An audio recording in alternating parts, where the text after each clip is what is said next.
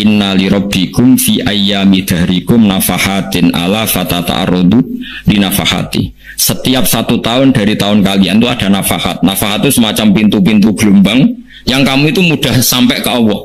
Maka kamu harus bersiap-siap ada di jalur gelombang itu. Jadi kemana ya mulai Dzulqa'dah gitu, Dzulhijjah Muharram terus satu mulane kalau mulai wingi Dzulqa'dah panik ngamal nopo mawon sekolah lakoni termasuk mulang. Sampai golek kitab pesen teng Surabaya, wau golek teng Jogja. Ke pangeran itu cara pandang itu apa ya? Sering di luar dugaan kita. Nabi Musa sing koyo ngono ya kekasih pangeran dal gremeng terus.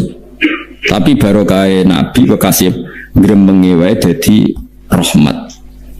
4 rakaat disudos 5 nganti ping 9. Wae kabeh riwayat nganti ping 9. Pangeran yudane ya mok 5, ada yang ngrikat tahlil itu bid'ah. Nggak masalah, ada gampang. Yang mati itu jasad, roh. Karena roh ini dago. Terus saya sadar Gusti jebule penting sujud timbang duit. Mana ngandani nek besak niki. Lha ngandani wis dhisik. Ngawur. Ning Quran sing ana wakum minasajidin kowe dadi wong sujud aja dadi wong tukang golek duit. Ngakeh sing ngawur. Nah, dalam konteks ini tuh manusia sekarang tuh bodoh, pinter sampean. Mulane kira usah susah nek saiki bodoh. Tak jamin sampean nak mati ku mesti pinter. Mesti ku nasib pangeran. Laqad kunta fi ghaflatin min hadza fakashafna anka ghita'aka fabasarukal yauma hadid. Kowe saiki lali rapati roh ilmu, tapi sampean nek mati fakashafna anka ghita'aka, tutup bodohmu tak ilangno jare pangeran. Fabasarukal yauma hadid. Kowe sampean pinter, hati itu cerdas. Makanya kamu tidak usah kesusu pinter sekarang. Tak jamin nanti itu pasti pinter. Cuma pas pinter, kalau ta'lamuna ilmal, pas to ilmal yakin, pas latarawunnal jahim. Pas pinter, pas wayai mlebu neraka. Lha iku perkara disebut alhaakumut takasur hatta zurtumul maqabir. Kalla saufa ta'lamun, summa kalla saufa ta'lamun. Terus kalla law ta'lamuna ilmal yakin matarawun al-jahim. Pas dibuka pangeran lho iki lho hakikate uripem. Didelok suci maca tasbih sithik nak jiwagongan sewengi maca tasbih mok ping 3. Ketokno kabeh mek pangeran. Kuwangen kanca nganti direwangi umbal 1 juta mok kangen kanca masa lalu ora tau kangen masjid Bali 1 juta. Lho kula nate lho ngekeki dhuwit masjid. San ini duit kayak masjid saja. Anggap aja kangen masjid. Aku kadang kangen konco tak biayai 1 juta. Sekali-kali kangen masjid tak biayai. Giling ini kan. Mulane kula nu seneng umroh ora kok ora oleh duit. Kangen Nabi tak biayai lah 24 juta.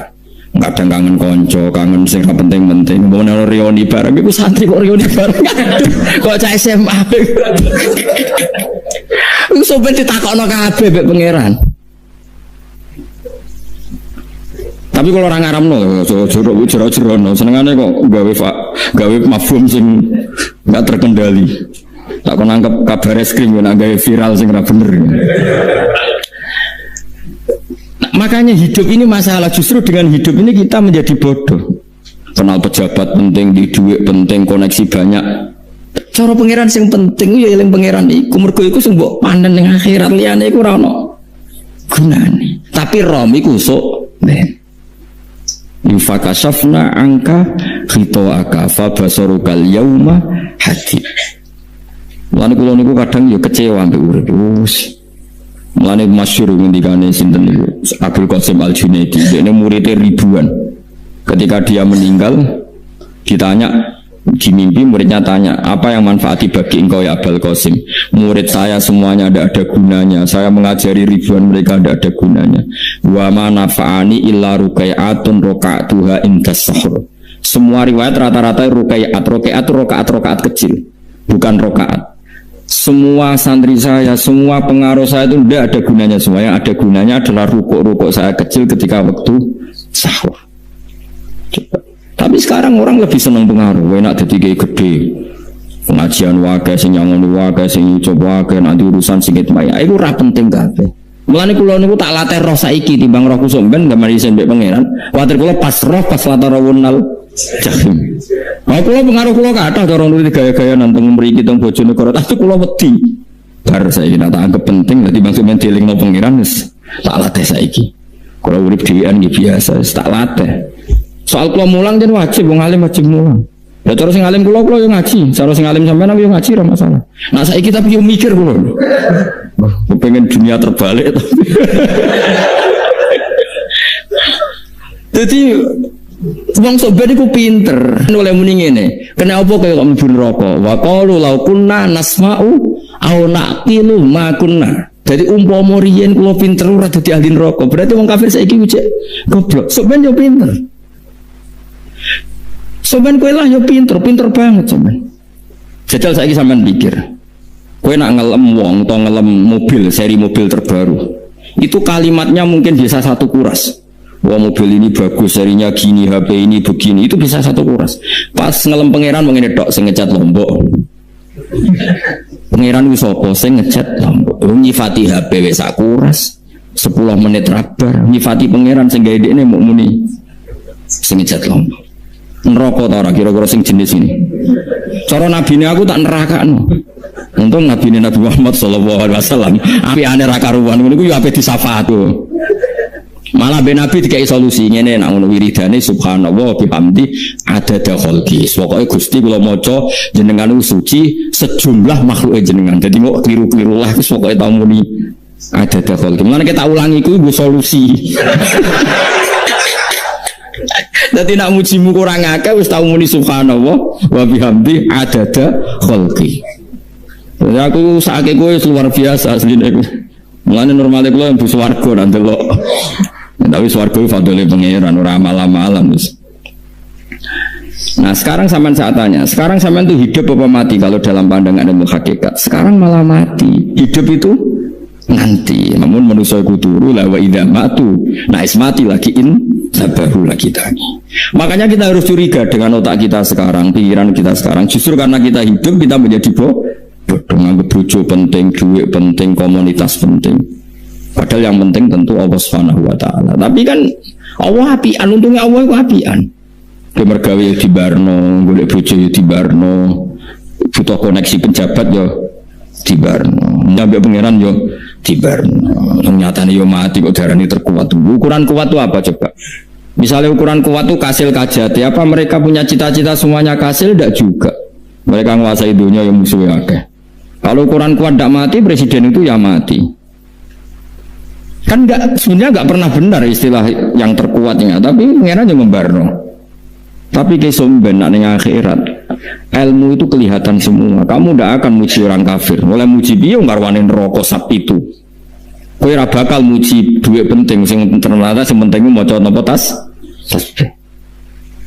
Mulane kula suwun teng donya iku wiling-wilingan Kang mbuh pira kadare tahu sungkem ning pangeran. Wis mbuh pira kadare.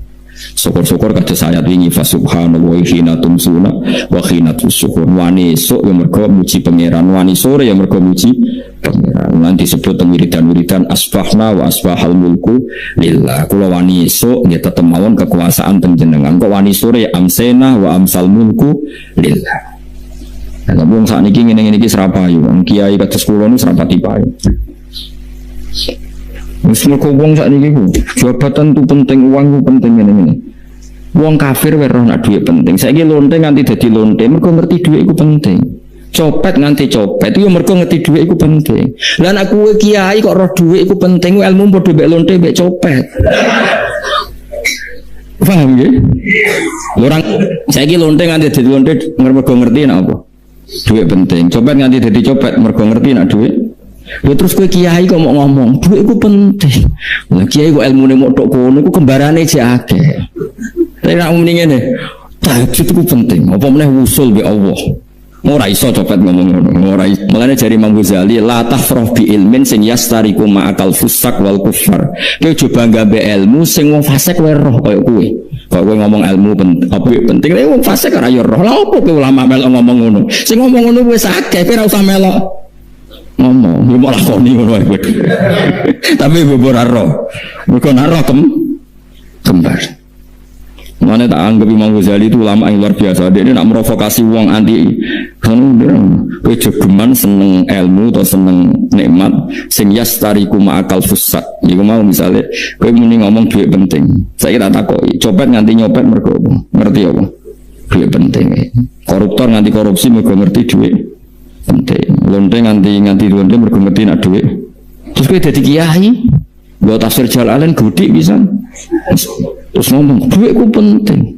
Keliru sih darah duit penting. Sing bantau mau ngambil sopo, ngomong ora kabeh nak duit penting. Ya ngomong ngono ya ngomong lagu hiburan. Tapi itu ya coba terus penting meneh zuhud tuh. Mantem ra salam tembak marah loro. Wis pokoke meneng ae, sebenarnya pokoke meneng ae, pokoke meneng ae. Tapi kalau namung ngelingaken nggih, pokoke sakniki niku mati, jeng ben iki malah mati. Jemben urip. Mergo Allah buka tutup-tutupe hakikat niku jemben nak wis mati. Fakasafna angka aka fa basarukal yaum. Kata ulama sing seneng mati yang dianggap mati ku menuju alam hakikat. Mulane masyhur sinten Jalaluddin Rumi, ape mati murid do nangis, dene metu ngamuk. Murid bento, murid goblok. Kiyaine pe ketemu kekasih malah ditangisi, murid kok gobloke ngono. Saya ini lama sekali tersiksa dengan wadaknya dunia. Saya lama tersiksa dengan dunia. Pas sampai ketemu kekasihku malah mbok tangisi, murid bento. Ayo nang nari. Nari akhirnya muridnya. Mulane darani tarian Rumi ditarekno pas gurune ape mati. Ya sebenarnya jajal rapopo. Nak ora dianggap wong edian. Tapi mazhab seperti itu ya ada. Jadi mazhab itu Jalaluddin Ar-Rumi. Kanjeng Nabi sebagai sentral ilmu ya pernah juga ngajarkan seperti itu. Nate donga, ya Allah jadikan hari-hariku baik. Wa khairu ayyami yauman alqa fi, dan hari terbaikku adalah saat saya ketemu engkau. Kowe wani donga iku wa khairu ayyami yauman alqa fi, hari terbaikku adalah hari saat ketemu engkau. Kowe wani donga ngono. Makanya ini Rasulullah luar biasa, sing wedi mati ya ana ilmune, sing wani mati ya ana ilmune. Utawa kaya kowe ora rasa ilmu-ilmunan. Mbok jare, pokoke mati pokoke. Ndak boleh. Tapi sampean tak ajari secara syariat. Kula berkali-kali kalau ngelepas jenazah di kampung kula niku tak warai tonggo-tonggo masalah syariat. Tak warai ngaten sing mesti bener iki hadis sahih. Anggap saja kita hidup ini ziyadatan li fi kulli khair. Itu doa Rasulullah masyhur itu. Allahumma ij'alil hayata ziyadatan li fi min kulli syarr. Anggap saja kalau kita hidup berarti kita berkesempatan baik. Kalau kita mati anggap saja kita sudah tidak bisa buruk. Sehingga mati kita pasti baik. Mana bener ngomong ulama itu, bajingan begudal mati. Saya ge mayat niki. Wonge menang kabeh. Saya ge menang kabeh. Ayo muni saya. Bareng dong ngomong saya apa nih jare kiai ini ya saya baru kayak mati serazino rama alim rang rampok nadine urip gak saya mergo iso maling seorang berarti mati dadi saya tak dadi elek saya lek mulane wong alim-alim nek mati fase kelas saya iki nah iku ana ilmune mergo mati iku rohatan mingkuli sarin akhir dari segala maksiat ya akhir dari segala fakir barang pokoknya itu ngajarkan kita itu ilmu itu simpel ya.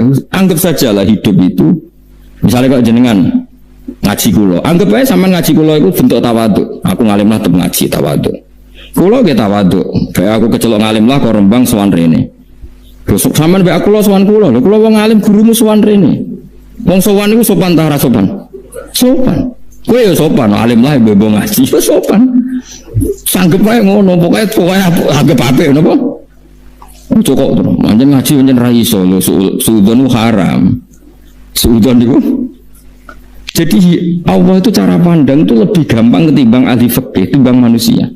Kok bolak-balik nyontokno Allah niku zat sing luar biasa gampangan. Wong Nabi Isa kila Nabi Musa itu ada cerita di kitab Al-Minanul Kubro karangannya sinten Imam Saroni. Itu Isa kila Nabi Musa, siapa hari ini yang bisa sedekah kepada Allah maka pasti masuk surga, karena hari ini pintu surga dibuka. Memang ada momen-momen yang pintu rahmat itu dibuka, ada kayak hari-hari biasa, termasuk hari-hari ini. Kalau bersaksi hari-hari ini termasuk dibuka. Masyhur itu ada hadis, inna li rabbikum fi ayyami dahrikum nafahatin ala fatata'arradu li nafahati. Saya ulang lagi ya. Inna li rabbikum fi ayyami dahrikum nafahatin ala fatata'arradu li nafahati. Setiap 1 tahun dari tahun kalian itu ada nafahat. Nafahat itu semacam pintu-pintu gelombang yang kamu itu mudah sampai ke Allah. Maka kamu harus bersiap-siap ada di jalur gelombang itu. Jadi kemana ya mulai Dzulqa'dah gitu, Dzulqa'dah itu Hijjah Muharram terus 1 Rajab. Mulane kula mulai wingi dul kok dawu pandek ngamal napa mawon kula lakoni termasuk mulang. Sampai golek kitab pesen teng Surabaya, wau golek teng Jogja. Wis wae macam-macam lah. Karena ada ayami dari di ngendikan Allah minha arbaatun apa? Hurum. Terus wonten tiyang nu sing ra dipopo. Ora dipopo terus ora dipopo. Modene iku tukang gawe surujul faros. Tukang gawe hiasan cara mriki apa? Pelanan apa? Pelanane apa? Jaran. Ini gawe sepatu jaran, pelanane jaran. Takok ngene mbek Nabi, kila Nabi Musa. Ya Nabi Allah Musa. Kulo tak gawe pelana yang bagus saja karena saya bekerja. Nanti bilang ke kuda, kulo pelanane kulo. Apa Nabi Musa dicotos? Perkara cangkemmu pangeran duwe jaran. Apa disalahno Musa? Kowe ora usah ngono. Aku iku seneng ambek pujiane cah iku. Aku iku nampa pujian sesuai pahame wong iki. Wiridan ngene, ya Allah, kalau engkau mau pergi bilang, nanti saya siapkan sepatunya. Kalau engkau mau ini bilang, nanti saya siapkan. Tidak wiridan ambek Nabi Musa dicotos. Mergo cara syariat iki sesat. Jadi Nabi Musa model kados MUI yang sesat ya, sesat ya. Ini pangeran kadang buat ngoten. Tapi pangeran, makanya kita ini kan kalau ilmu hakikat nggak boleh jadi fikih, ya sudah kita mengatakan kalimat itu tetap haram, nggak boleh jadi apa? Syariat. Tapi kalau Allah melegalkan untuk orang tertentu ya kan pangeran. Ini kan memang masalah-masalah yang nggak akan selesai. La yusalu amma yafalu wa hum yusalun. Allah nggak akan ditanya, tapi mereka atau kita yang ditanya. Nah Allah ya terserah tetap yafalu apa? Mayasa. Tapi sampean tak ceritani bahwa nanti itu bodoh-bodoh kita yang sekarang kita alami ini sedikit di alam bodoh. Nanti setelah sampean mati baru di alam hakikat. Nah pas di alam hakikat ini kalau kita tidak benar disebut latarawunnal jahim. Pas kue do ilmal yakin, pas kue wayai rohmut. Menauzubillah nabo. Makanya kepinginnya Kanjeng Nabi, kue nak kepingin ngalim saiki, kue nak kepingin roh kudri Allah ya saiki. Nah carane piye? Sering maca wa min ayatihi ben dikenalno ayat-ayate Allah yo mulai saiki ya, mulane ngaji wa min ayati Allah. Kowe golek dhuwit ya ayate Allah, kowe turu ya ayate Allah. Yo turu ya angel tenan Kang, masih orang terbaik di dunia ben turu ra iso Kang, nak rawaye turu gak iso. Misalnya saya bisa apa saja wis pesulap-pesulap Jakarta lah bisa melakukan apa saja, mohon sampean hebat tenan saiki turu. Makanya guyonannya ulama dulu kadang jorok-jorok. Imam Zamakhsyari niku tiang Mu'tazilah.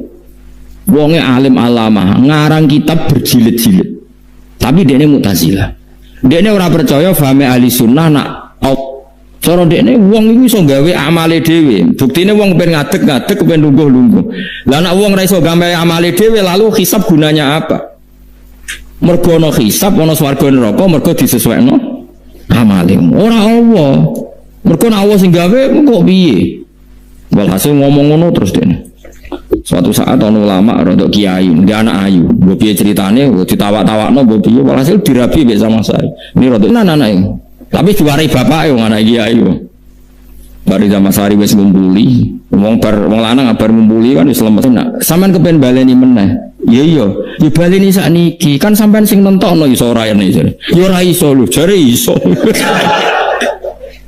Kuwapo den, dadi dene ahli sunnah gara-gara ora iso munggah meneh. Tobat. Dadi ya ono wong tobat mergo urusan seks ya ono. Semenjak itu zaman sari mulai rodok ahli sunnah, terus tobat ngarang kitab masuk kasyaf ya rodok Mu'tazilah, ya rodok ahli sunnah. Iku ahli sunnah iki gara-gara hubungan intim. Jare saged ora iso. Jare kabeh sing nontono menungso. Lah kok ono ora iso bareng. Mulane bolak-balik wong tobat mergo wong ayu Kang. Wong elek nobatno wong angel. Cek mandine. Lah zaman sare dikandani ki sapa ora ngandel. Kandani wong ayu tuntas. Kowe di bojo ayu menarik, kowe melarat lah misalnya ngajak umroh kowe tenanan Mus. Rapate ayu udah ngajak umroh gak nyawang keadaan. Mulane ayu ku ya kadang penting nak ngajak apik lho ya, nak ngajak elek iku sing berkorong. Paham itu terus kula suwun ayat-ayat wa min ayati ini ku anggap mawon selain bu iman kowe kembang kowe rom somben terus pas kowe roh pas latarawunal jahim. Tapi mulane kula nak maca wa min ayati ini syukur banget. Allah mengertikan kita, dia mengertikan kita langit bumi ku ayatku, kowe turu yo ayatku, kowe golek dhuwit wabti wa hukum min fadlih yo ayatku. Ane ketika Imam Ghazali faqullu ma fil Qur'an ta'arufun minallah, kabeh Qur'an iku Allah ngenalo zate ning kowe. Mulane nang kenali saiki sedurunge kowe kenal pas wayahe kenal Allah serana gunane. Iku wong kafir akhirnya ngerti nek Allah iku hak, ngerti neraka hak, pas roh nak hak, pas latarawunal jahim. Mulane rom kudu saiki. Bang ya mengko bar ngaji langsung salat 2 rakaat. Mun ngertos Gusti, ngertos apa pokoke munamuni pun ngertos. Bar salat yang mending pun ngertos. Engko bar apa neh pun ngertos. Insyaallah mboten terlambat.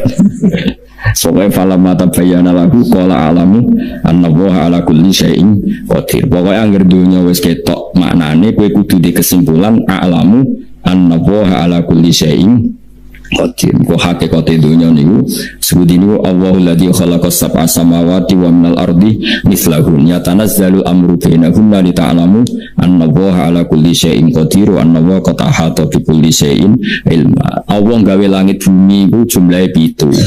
Lan urusan ning langit bumi iku macam-macam. Ana wong gedhe dadi wong cilik dadi wong gedhe, kere sugih kere macam-macam. Urusan digawe bolak-balik mbek pangeran iku muk li ta'lamu supaya kamu tahu annallaha ala kulli syai'in qadir. Memang Allah iku zat sing kadang anake kiai dadi kiai, anake kiai ra dadi kiai, engko sing anake ora kiai dadi kiai debutan, engko ra sida kiai jatuh. Engko sing anake kiai dadi kiai meneh, dibredel meneh, molak-malik dunya. Muk ben li ta'lamu annallaha ala kulli syai'in qadir. Sing profesor doktor dadi anak buah wong terima insinyur. Kadang insinyur anak buah wong tamat SD, sembah kono donya bolak balik. Mau Allah iku mau kepengin kowe iku ngerti pancen Allah wa ala kulli syai'in qadir. Dadi ya tanazzalu dadi tumurun apa al-amru bainahunna, urusan langit bumi kabeh digawe variasi, digawe macam-macam. Mau Allah kepengin kowe iku li ta'lamu annallaha ala kulli syai'in qadir wa annallaha qad ahata bi kulli syai'in ilma. Aja sampai kita ngalami pas kowe roh, pas kowe mlebu neraka. Mergo roe terlambat. Mane alhaqum takasur kudu waca-waca ben keling bahaya nganti ngalami kala la ta'lamuna ilmal yakin pas la tarawunnal jahim. Kula nak waca ayat iku yo nangis tenan. Lan kula nak traweh ayat iku digebut kadang kula yo tersiksa. Kula gumun mbek tiang-tiang ngimami maca ayat kok iso fasih niku gumun. Nak kula niku mun mboten saged. Mergo paham niku. Pemen sing iso gebut bareng. Kalau mulai seneng makmum perkara ini nak takoki pangeran. Hak wong lagi tafakur kok rukuk, namun diajak rukuk. Tapi aku lo sholat piyambak kan tidak mikir bareng, no? Kanjeng Nabi nate sholat piyambak. Niku mulai ba'da isya ngantos subuh. Mau saayat. Ini ku intu adzibhum fa innahum ibaduk. Wa in taghfir lahum fa innaka antal azizul hakim. Dibulan baleni mulai ba'da isya ngantos subuh. Saayat kan. Sangking usule Kanjeng mas kowe serang arah kiebet guys kewebet mending khatam mas doa hasilnya itu kabrak kayak no paham ya. Jadi ini kalau terangno kena opo kalau ayat wa min ayati niki carane pangeran nyelamet umat Kanjeng Muhammad sallallahu alaihi wasallam ben kowe kenal pangeran zaman ning dunya aja sampai kenal pas ning akhirat. Pas kenal pas latarawunnal jahim, pas kenal pas waya mlebu napa neraka. Mun kula terus lagi. Wa min ayatihi lan iku setengah saking ayate Allah antaku mau ta yen to ngadeg apa as-sama langit wal ardu lan bumi. Termasuk ayate Allah yo ngadege langit bumi. Saiki bumi jak kena goni langit ya tesih. Bi amrihi sebab keputusannya Allah atau sebab kekuasaannya Allah bi iradati tegese kelan kersane Allah. Langit ngadeg min ghairi amadin kan tanpa saka. Sing jelas tanpa saka yang kita lihat. Bono sakane ora pokoke cara zahir yang kita lihat gak ono napa sakane. Misalnya kan min ghairi amadin tarona ora usah saka yang kamu lihat. Ya meskipun ya mestine ono tapi nganggo sistem antariksa luar mbok kono lah. Pokoke sementing ora kena didel. Suma idza ta'a mengkonuni alikane manggil sapa wa ta'ala kum ing sira kabeh dakwatan kelan sak panggilan minal ardi saking bumi. Bi ayan fuha gambare anton niyup sapa Israfil malaikat Israfil fisuri ing dalam sangkakala. Trompet apa? Piye itu namanya apa? Trompet. Nah, trompet kalau trompet kemerdekaan nah orang tahun ngono. Oh, sangkakala. Semprong. Semprong ya ora seru kan. Trompet. Kulo nate maca kitab Sarah Ikhya niku, kitab Ithaf nih. Niku apik tenan kitab niku. Kulo nate maca ngeten logikane. Karena apa untuk menghancurkan langit bumi kok hanya butuh suara. Sayha itu suara yang apa? Dahsyat atau sur itu kan Israfil niup trompet terus dunia ini nopo hancur. Iku teorinya jare beliau pernah gawe simulasi kados gedung misalnya ditutup ya kados yang orang-orang apa jenenge tukang musik nggak ngertos misalnya gedung ditutup nganggo kaca terus disetel sound system sing sangat kuat niku kacanya kan saged apa pecah kalau tertutup. Nah itu Allah itu kenapa pakai suara karena kalau misalnya bom itu kan padat, kalau padat itu yang nggak terjangkau tapi kalau suara itu kan bisa menjangkau ruang paling kecil pun bisa. Tapi nak bom kan padat atau apa kan kalau yang tertutup atau apa kan nggak kejangkau. Jadi kekuatan suara ini luar biasa. Makanya Israfil untuk merusak dunia itu hanya butuh nopo suara. Makanya pakai nopo, pakai trompet. Terus semua itu ya ulama sih mikir nganti ngono. Ya mereka ora tau gadekno BPKB lho. Dadi urip. Mulane kula niku rapati seneng diutang. Kula niku asline ya rapati sugih. Kadang-kadang ya kepengin koyo umume kiai di bisnis, tapi tak ngenangen niku terus sing mikir ngaji ku sapa terus ditanggal barang kan repot ngono. Misalnya kiai bisnis terus diutang wedi tanggal. Semulanya terus piye kiai ini wedi napa? Tanggal. Tapi nak rapati alim gak apa-apa. Ora wedi tanggal ya ora mulang, ora wedi tanggal ya. Doa ya. Jadi ono ulama sing analisis kenapa menghancurkan dunia itu lewat nopo?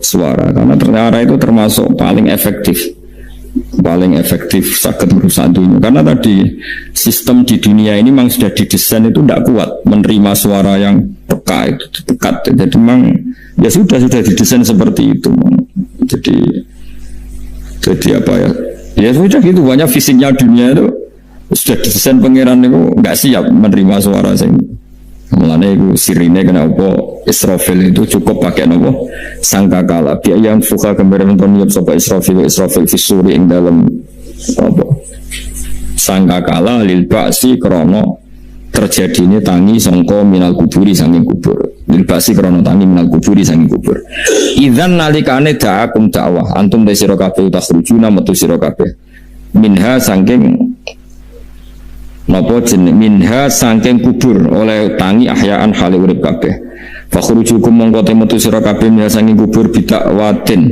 kelawan mok sak panggilan iku ya min ayatihi wis setengah saking ayati Allah taala wong sak donya jumlah miliatan mulai Nabi Adam mau dipanggil Israfil pisan tangi kabeh iku bukti ayat kekuasaane Allah Subhanahu wa taala mbon roh saiki wis pokoke kula wong ngaji mulane bener Kanjeng Nabi. Wong nak ngaji ku digampangno mlebu swarga. Kaya sampean saiki sadar kan ngaji ayate pangeran. Atuk ngaji saiki timbang soban ning akhirat pas kowe roh pas wae mlebu neraka. Lumayan rom zaman ning bidukan ku kenangan jek ning donya napa? Isih ning napa? Donya. Dadi sampean ati siksa. Pun roh riyen Gusti kula zaman teng donya pun roh. Dadi ana bukti nak apa butuh kula sertifikat saniki nak rom wis ben sertifikat pangeran rom tenan nak di benerno pangeran. Mulane fa'lam nggih fa'lam annahu la ilaha fa'lam roh nggih saiki napa roh nggih saiki aja somben. Walahu lan iku tetep kedhi Allah taala walahu lan iku kagungane Allah sarasan mente sapa wae fis samawati kang ing boro-boro langit wal ardi lan bumi. Nah ini cobalah jadi etika kita, muhasabah kita. Jadi muhasabah itu cara berpikir kita set, kita pikir ulang. Ternyata semangatnya seorang nabi itu wastaghfir lidzambika walil mu'minun. Semangatnya itu memintakan ampun. Orang ahli tafsir tahu semua kalau nabi itu tidak mungkin dosa. Jadi itu khitabun nabi wa urida bihi ummatu, itu khitab nabi, tapi yang dimaksud itu umatnya, karena nabi tidak akan mengalami dzambun, tidak akan mengalami dosa. Sekarang enggak, kadang-kadang kita ini kalau orang lain salah itu semangat. Kalau di perusahaan ada teman salah, apalagi miran salah itu seneng. Barokahnya salah bisa ganti. ganti kan gitu. Mungkin di dunia tokoh juga gitu, barokahnya ada tokoh salah, kita yang jadi populer sendiri, tidak boleh seperti itu. Kita harus salimus sodri di jami'il muslimin. Jadi ini harus dilatih. Saya tadi matur sama Habib Ahmad, latihan kita jadi hidup. Nabi itu kalau resep jadi wali itu kata Nabi gampang. Kata Nabi, kalau kamu ingin disenangin Allah, ya sudah. Kalau kamu asbahta wa amseta gini-gini, perasaan kamu kata Nabi jangan punya perasaan ghil sama orang muslimin. Itu sudah wadzalika min sunnati. Makanya Nabi ngendikan la yablughni ahadun an ahadin syai'an. Ada yang baca la yuballighni ahadun an ahadin syai'an. Seseorang jangan melaporkan ke saya tentang salahnya yang lain. Fa inni akhruju ilaikum wa ana salimus sadri. Karena saya ingin ketemu sampean semua dalam keadaan salimus sadri, tidak punya perasaan apa-apa.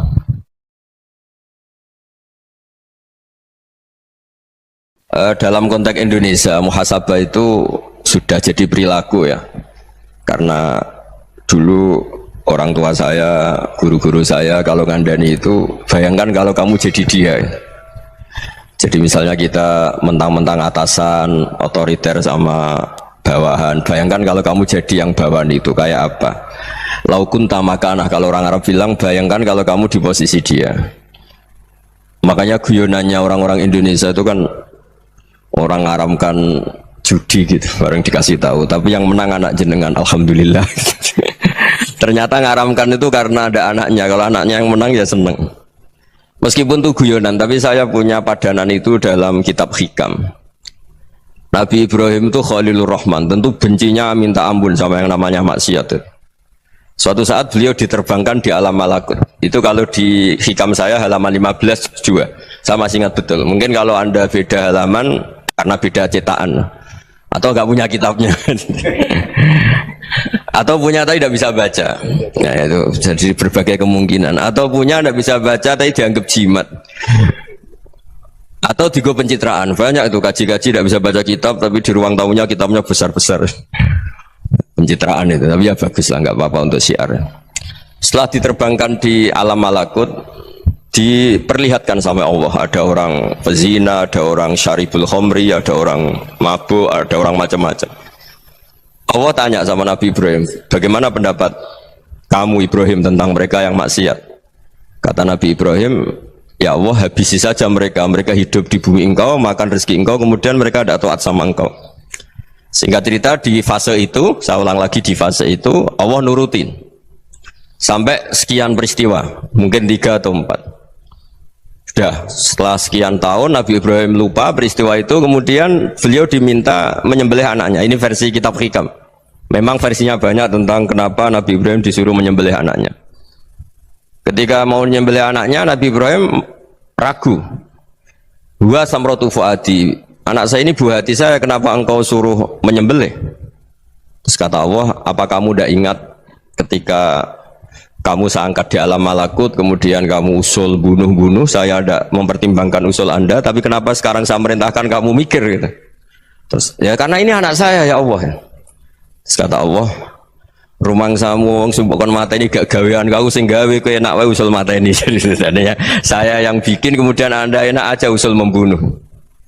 Semenjak itu Nabi Ibrahim itu di eranya itu asfaqun nas, orang paling sayang sama manusia.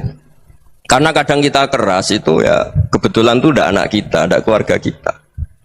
Cara orang Jawa itu kan gitu ya, kalau ada perempuan terus macak yang macam-macam pakai sepeda motor cowok terus wah itu luput suwo, semoga-moga gini. Tapi setelah dikasih tahu, niku ponakane jenengan, semoga-moga selamat. Jadi jangan-jangan kemarin Pak Ahlil Ma'asi itu kebetulan tuh tidak keluarga kita. Kalau keluarga kita yang pernah salah pada kita, semangat kita mintakan maaf. Jangan-jangan kita didikte hukum sosial gitu. Jadi orang yang salah kebetulan tuh orang yang menservis kita, atau keluarga kita, atau orang dekat kita. Jangan-jangan semangat kita mintakan ampun. Tapi kalau sama orang lain kebetulan musuh kita semangatnya minta itu kena adab. Nah ini yang nggak boleh dalam Islam. Islam mengajarkan niru Rasulullah SAW, Nabi itu rahmatal lil alamin. Bahkan kemarin saya ngaji virtual sama beberapa habaib, ada Habib Ali Al-Jufri dari Mesir, ya. Ada Habib Alwi dari Kuitang, ada Habib Nabil Al-Musawa. Dari sekian habaib itu saya masih ingat diantaranya yang didawuhkan rahmatan lil alamin itu ketika Nabi adahu kaumuh, disakiti oleh kaumnya, dan itu mereka masih kafir semua. Itu mereka dapat doanya Nabi Allahumma hdi qaumi fa innahum la ya'lamun. Kayak apa baiknya Nabi, orang yang menyakiti, yang melukai, tapi Nabi masih berdoa Allahumma hdi qaumi fa innahum la ya'lamun. Sayyidina Umar dapat doanya Nabi itu yakhina kana kafiran, ketika masih kafir didoakan Allahumma aizzal Islam bi Umar. Itu ketika masih kafir. Itu pelajaran bagi kita bahwa yang sedang tidak cocok pun itu berdapat doa kita. Ya doa supaya kondisi kita baik, hari tambah baik. Karena agama ini saya berkali-kali bilang limangkana yarjuwa wal yaumal akhir. Agama ini diperuntukkan bagi yang selalu punya harapan pada Allah Subhanahu wa taala. Saya cerita muhasabah ini tentang hubungan kita dengan Allah. Di Indonesia itu banyak orang fasik, banyak orang nakal. Ya di mana-mana orang nakal itu ya mayoritas, wa aksaruhum fasikun. Tapi berkahnya harapan. Mungkin saya kira nakal sok benda, mungkin saya kira sholat sok ben sholat, mungkin sekarang belum sahok, belum dermawan, suatu saat dermawan. Barokahnya itu kefasikan ini dianggap sementara. Sedang fasik, sedang tidak benar. Karena kiai-kiai kita, para guru-guru kita, para habaib utamanya itu mesti bilang semoga husnul khotimah. Nah barokahnya doa itu semoga husnul khotimah itu menjadikan satu pola sosial. Yang sedang fasik ini masih diharapkan jadi lebih baik, jadi lebih. Sehingga kita tidak ngambil sikap ekstrim, ya ingin menghabisi atau ingin mengadili, tidak. Karena selalu kita punya harapan. Dan agama ini limangkan yarjuwa wal yaumil akhir. Bayangkan dulu kalau yang nakal itu anak kamu. Pasti kamu nggak ingin kan langsung dapat azab, dapat apa. Padahal kita semua jadi tokoh ini abul kulli, bapak dari semuanya. Sehingga ketika Rasulullah SAW jalan-jalan kemudian melihat perempuan sedang menyalakan api. Kalau apinya mati ditiup, anaknya dijauhkan. Nanti kalau sudah jauh dari api anaknya digendong lagi.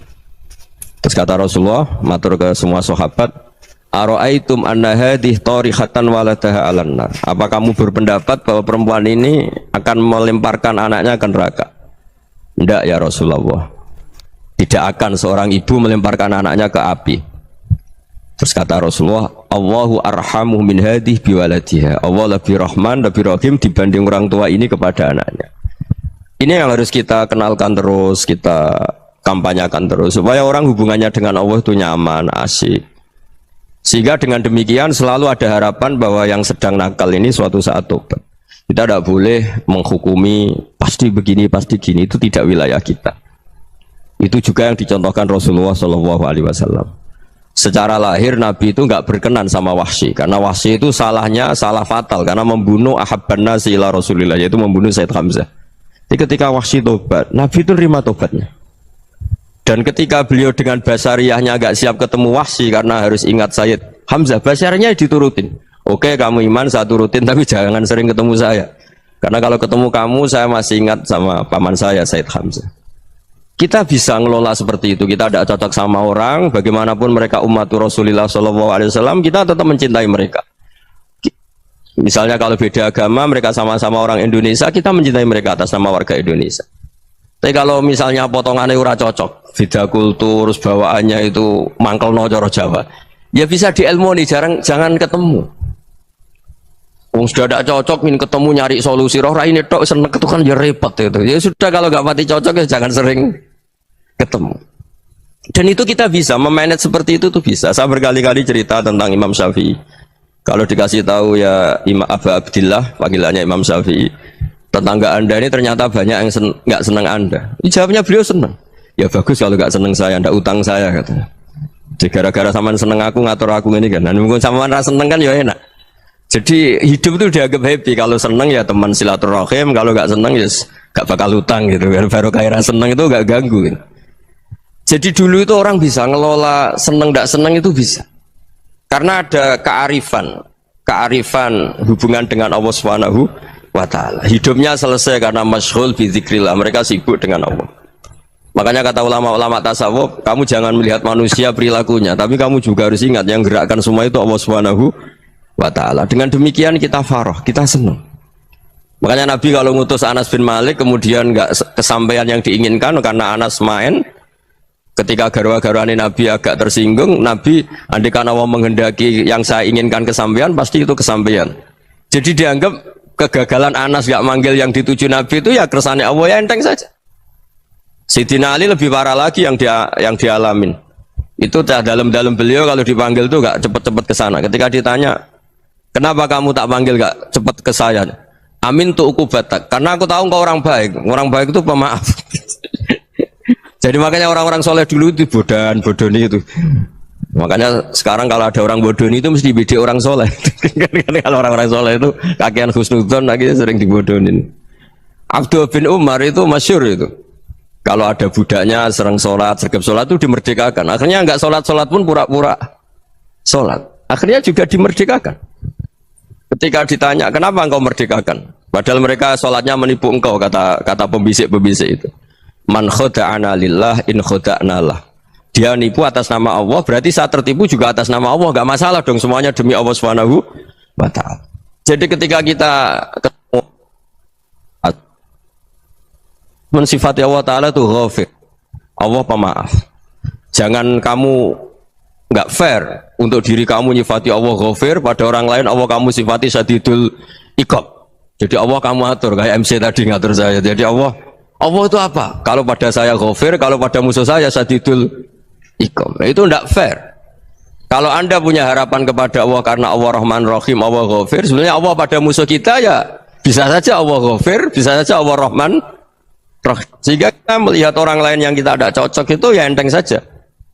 Itu min ummati Rasulillah sing tanaluhu syafa'atuh, tanaluhu sa'atu rahmati, tanaluhu fair. Jangan dengan kita kayak mesti dapat rahmat, jangan orang lain kayak Allah pasti syadidul iqab. Itu tidak boleh. Sehingga ketika ada orang Badui, singkat cerita orang Badui ini kencing di masjid, semua sahabat membentak dia. Yang nggak bentak hanya Nabi dok. Saking mangkelnya orang ini karena semua sahabat bentak kecuali Nabi. Setelah dibenarin Nabi, terus Nabi nyuruh sobu ali dhanuban min ma'in. Setelah disucikan masjid itu, dia berdoa keras sekali. Allahumma arhamni wa Muhammadan wa la tarham ma'ana ahadan.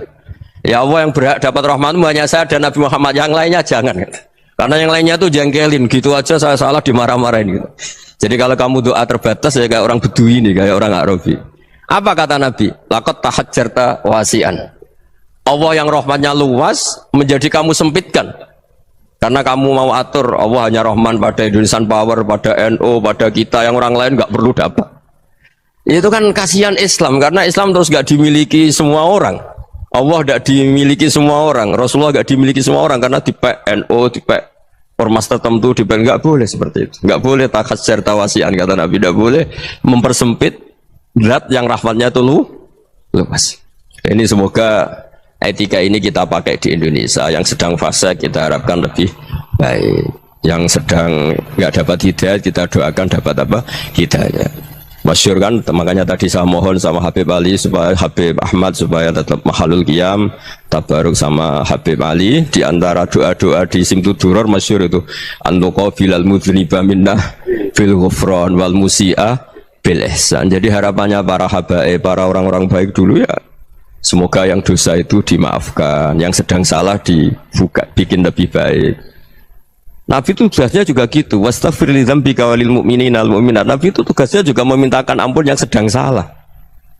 Nah ini cobalah jadi etika kita, muhasabah kita. Jadi muhasabah itu cara berpikir kita set, kita pikir ulang. Ternyata semangatnya seorang nabi itu wastaghfir li dzambika walil mu'minun. Semangatnya itu memintakan ampun. Orang ahli tafsir tahu semua kalau Nabi itu tidak mungkin dosa. Jadi itu khitabun Nabi wa urida bihi ummatu, itu khitab Nabi, tapi yang dimaksud itu umatnya, karena Nabi tidak akan mengalami dzambun, tidak akan mengalami dosa. Sekarang enggak, kadang-kadang kita ini kalau orang lain salah itu semangat. Kalau di perusahaan ada teman salah, apalagi miran salah itu seneng, barokahnya salah bisa ganti kan gitu. Ya, jadi kalau mungkin di dunia tokoh juga gitu, barokahnya ada tokoh salah, kita yang jadi populer sendiri, tidak boleh seperti itu. Kita harus salimus sodri di jami'il muslimin. Jadi ini harus dilatih. Saya tadi matur sama Habib Ahmad, latihan kita jadi hidup. Nabi itu kalau resep jadi wali itu kata Nabi gampang. Kata Nabi, kalau kamu ingin disenangin Allah, ya sudah. Kalau kamu asbahta wa amseta gini-gini, perasaan kamu, kata Nabi, jangan punya perasaan ghil sama orang muslimin. Itu sudah wadzalika min sunnati. Ketika Rasulullah wafat, itu separuh sahabat hampir mayoritas Ya Rasulullah, kita semua ingin kita dulu yang meninggal karena engkau begitu penting. Maka jangan meninggal dulu, kita yang meninggal. Kalau kita yang meninggal tuh gak apa-apa, tapi kalau engkau penting, jangan meninggal. Tapi ada saja sahabat, lah tidak seperti itu. Saya suka Rasulullah meninggal dulu. Alasannya masuk akal. Biar Allah menyaksikan saya kama usaddikuhu hayyan usaddikuhu maitan. Allah biar menyaksikan saya iman kepada Nabi ketika masih hidup. Dan saya buktikan setelah mati pun, setelah meninggal pun, setelah wafat pun, iman. Jadi ternyata baisnya itu supaya orang tahu bahwa iman kita kepada Nabi itu iman yang super. Jika ketika beliau sugeng ya kita iman, setelah wafat juga kita iman. Kai usaddikuhu maitan kama usaddikuhu hayyan. Supaya saya mentasdikkan beliau setelah meninggal sebagaimana kita mentasdikkan beliau saat masih hidup. Dan ternyata Allah ridho dengan perkataan sahabat itu. Kenapa Allah ridho? Karena menjadi pelajaran bagi orang-orang yang ditakdir gak menangi Rasulullah SAW. Tetap mereka ini. Jangan kayak setan. Setan itu kurang ajar betul kalau iblis itu. Masyhur itu. Iblis itu nangis-nangis neng Nabi Musa. Iblis itu takutnya sama Allah itu luar biasa. Sampean kalah. Iblis itu setiap ketemu malaikat karena dia ngerti alam gaib, mesti apa itu? Kama sali syaitani id qala lil insani kfur falamma kafara qala inni bari'um minka inni akhafu wa rabbal alamin. Jadi setan iblis itu paling sering bilang inni akhafu wa rabbal alamin karena iblis itu tahu surga, tahu neraka, tahu kekuasaannya Allah. Jadi takutnya sama Allah luar biasa. Makanya setiap dia mengajarkan kekafiran, setelah orang itu kafir gimana? Inni bari'um minka inni akhafu wa rabbal alamin. Saking takutnya sama Allah, suatu saat iblis ini datangi Nabi Musa. Karena tahu Nabi Musa itu kalimullah. Orang yang bisa komunikasi langsung dengan Allah. Ya Musa, ya kalim Allah, saya ini makhluk. Saya takutnya sama Allah luar biasa. Tolong rayukan Allah supaya nerima tobat saya. Karena dirayu terus lama-lama Nabi Musa bilang, oke, tak rayukan Allah. Sama Allah. Karena Musa kekasihnya, ya Allah, iblis punya ingin tobat. Tolong dikasih hak tobat. Kata Allah, oke. Dia bisa tobat asal mau sujud di makamnya Nabi Adam, karena kesalahannya dia gak mau sujud sama Nabi. Semenang Nabi Musa karena ada cara untuk iblis menjadi tobat. Dikasih tahu sama Nabi Musa, alhamdulillah kamu diterima tobatnya. Syaratnya apa? Sujud ke kuburannya Nabi Adam. Wah, iblis atau aslinya terus asjuduhu maitan wa qatla asjuduhu hayyan. Oh, zaman urip aku ora gelem, mbok wis mati. Oh, dasar setan itu. Zaman urip aku ora gelem wis mati mbok kon sujud. Kumat maksudnya terus ya sudah terus sampai sekarang akhirnya. Kalau sekarang tidak mungkin lagi karena nggak ada Nabi Musa. Jadi ijtihadnya sahabat melihat wafatnya Rasulullah itu beda-beda dan ternyata semuanya diridhoni Allah. Karena ternyata yang suka Nabi wafat dulu adalah ingin supaya umat Islam tetap mencintai beliau. Iman sama beliau, tasdik sama beliau, sebagaimana tasdik zaman sugeng. Makanya kita harus mencintai guru-guru kita. Uhibbuhu maitan kama uhibbuhu hayyan. Saya sampai sekarang itu ya merasa Mbah Mun itu tidak meninggal. Saya masih merasa kalau bapak saya tidak meninggal karena kita mencintai beliau-beliau ketika hidup dan ketika wafat itu sah. Karena beliau-beliau sama kita juga seperti itu. Rasulullah itu ketika mendekati wafat, ya bahasa halusnya intaqala ila rafiqil a'la. Itu Nabi kalau ngedikan tuh rileks sekali. Hayati khairun lakum wa wafati khairun lakum. Cung aku nak uripku ya apik. Engko nak aku wis kapundhut ya apik. Fa amma hayati fali asunna lakum as-sunan. Sebagian riwayat fa innakum tuhadditsuna anni wa uhadditsu ankum. Kalau saya masih hidup, saya bisa mengajarkan kamu sunnah. Mengajarkan kamu tradisi-tradisi yang benar. Dan ketika aku mati, ketika aku sudah wafat, maka saya jejer Allah, kata Nabi. Saya berdampingan dengan Allah, maksudnya dekat Allah. Tentu bila kaifin walan hisab. Terus sudah fa'inna amalakum, amal-amal kamu diperlihatkan ke saya. Berhubung saya sudah dekat Allah, kalau amal kamu baik, saya muji Allah. Kalau amal kamu buruk, saya langsung mintakan ampun kepada Allah. Jadi Nabi rileks sekali. Artinya saya hidup bagus karena bisa ngajarkan kamu as-sunan wa syara'i'. Kalau saya wafat karena saya dekat Allah. Kalau kamu baik saya muji Allah, kalau kamu buruk saya mintakan ampun kepada. Guru-guru kita juga seperti itu. Justru setelah wafat beliau-beliau punya kesempatan dekat sama Allah, dekat sama al-malail a'la sehingga mendoakan apa? Nah, terus kata Sayyid Muhammad, wala taqulu lima yuqtalu fi sabilillahi amwat. Kamu jangan pernah berkeyakinan atau berpendapat atau berkomentar kalau orang-orang yang mati fi sabilillah adalah berstatus apa? Mati, amwat. Kalah. Terus kata Sayyid Muhammad, hadza li amatis syuhada. Ketentuan ini bagi umumnya syuhada. Artinya gini, umumnya syuhada saja tidak berstatus amwat. Apalagi hadza Rasulullah, sayyidus syuhada, sayyidul anbiya, sayyidul mursalin. Tentu tidak pernah berstatus amwat. Ya saya ulang lagi ya, jadi zaman cara berpikir amatus syuhada, syuhada yang umum saja berstatus hidup, tidak boleh distatuskan amwat. Apalagi Rasulullah itu sayyidus syuhada, sayyidul anbiya. Maka status beliau pasti hayyun la yamut, pasti beliau itu hidup tidak. Dan karena beliau itu asfaq, sangat sayang kepada kita, sebagaimana zaman beliau hidup itu sayang kepada kita, sampai nangis-nangis minta hak syafaat, maka setelah meninggalkan pun beliau pasti sayang kita dan pasti berusaha supaya kita diampuni oleh Allah Subhanahu wa ta'ala. Sehingga ada sahabat yang tadi berpendapat kalau saya nggak masalah Nabi wafat dulu supaya Allah menyaksikan saya usaddiquhu maitan kama usaddiquhu hayyan. Jadi ini cerita ya, cerita sudut-sudut pandang. Fikih itu penting sekali. Kata Sayyid Ali yang Shahibu Simtud Durar itu, wabihi qiwamus syariah. Yang bisa mengawal syariat itu hanya fikih. Fikih itu ya kalau yang paling gampang untuk kita misalnya punya Fathul Qorib, Fathul Mu'in, Fathul Wahab. Tapi yang faham betul, mesti faham itu ngelotok, setengah hafal. Jangan bawa kitabnya tok. Yang penting sekian semester terus selesai. Itu sama-sama dosa, itu dosennya ya dosa, mahasiswanya juga dosa. Karena sudah terlanjur sarjana agama, ternyata nggak bisa, itu kan mendingan dah sarjana agama. Itu saya tak cerita sama Kiai Roba, itu ada fatwa Kiai juga wali. Suatu saat ada penyanyi dangdut top terkenal di Indonesia itu nyanyi dangdut, ya penyanyi ya dai, entah itu hakikat entah majas tidak tahu. Itu kiai itu fatwanya lucu. Kalau kamu datangi dia pas main dangdut masih saya beri izin, tapi kalau datangi dia pas pengajian itu tak larang kan santrinya jadi eskal. Ini pas pengajian dilarang, pas dangdutan kok malah dapat izin. Tapi bukan berarti halal ya, dapat izin. Dapat izin kan potensinya bisa karena dilarang lah ya tetap belerot. Terus suatu saat si santri ini setengah wali, tidak wali tapi setengah.